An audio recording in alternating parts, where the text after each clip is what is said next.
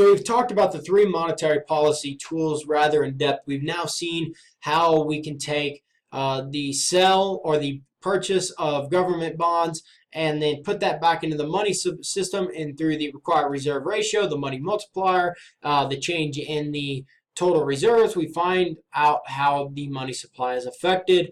And we basically have two different goals, or the Fed has two different goals whenever they are looking at the money supply. They're either trying to expand the money supply or have the money supply contract. So we have these expansionary application or these contractionary applications. The expansion applications is whenever the Fed is attempting to increase the amount of loans, to increase the number of deposits, and essentially increasing the number of deposits will increase the money supply. On these expansionary applications, we're trying to expand the money supply.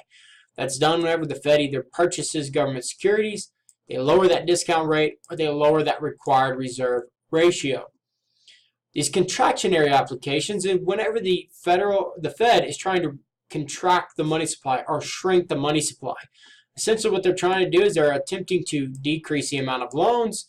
This will decrease the deposits and essentially decrease the money supply.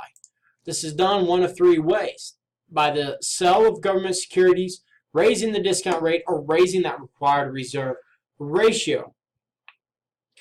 But it doesn't matter if we are dealing with the expansionary or contractionary applications. The money supply will change by the money multiplier, regardless of if the Fed is trying to expand or contract the money supply.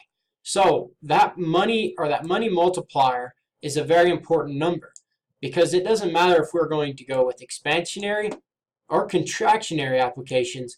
The amount that the money supply is going to change by is still by that money multiplier.